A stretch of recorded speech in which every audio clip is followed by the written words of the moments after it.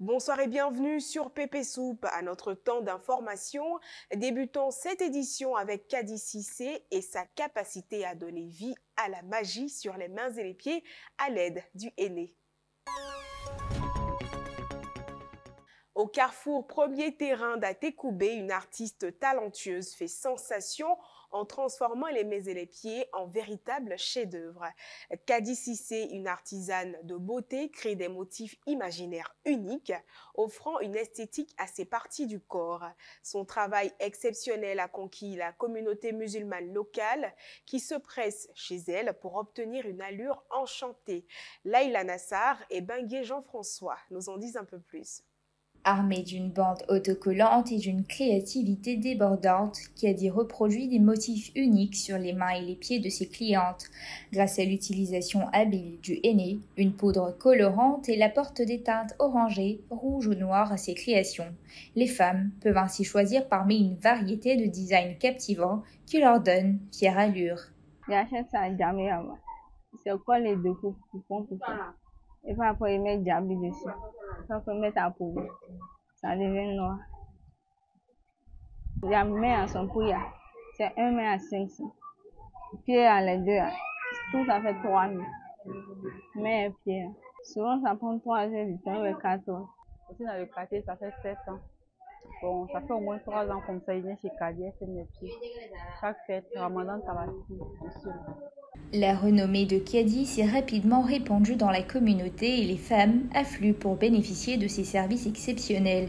Sa capacité à donner vie à des figures imaginaires sur les mains et les pieds, tout en créant une ambiance féerique, est devenue sa marque de fabrique. Au carrefour mosquée à Tekoubé, une femme exceptionnelle a transformé un simple commerce en une véritable institution au service de sa communauté. Kone Chata, épaulée par sa fille, gère une supérette en plein air depuis 3 ans, fournissant aux habitants du quartier des produits alimentaires essentiels. Leur dénouement et leur esprit entrepreneurial ont conquis le cœur des résidents. Kone Chata avait une vision claire lorsqu'il s'est installé dans le modeste quartier d'Atekoubé, au carrefour Mosquée en 2020. Aidé par sa fille, Chata propose chaque jour aux habitants du quartier du poisson frais et fumé, des légumes, de l'huile, des céréales et bien d'autres projets de première nécessité pour le plus grand bonheur de la population locale. Je m'appelle Kone Chata, je vends les condiments, les légumes. Voilà, les clients viennent, me dérangent, je les dérange. Ça fait 3 ans, je vends ici. Bon, ça va, ça marche par la grâce de Dieu. On vend des légumes, poissons fumés. On ne se plaint pas. Ça marche, mais à la grâce de Dieu. Que Dieu met la baraka dedans. Avec notre client, chaque jour, il se plaint que ma marchandise est trop cher. Mais on les décourage, mais pas trop mal. L'esprit entrepreneurial de Chata et son engagement envers la communauté font d'elle une figure forte du carrefour mosquée.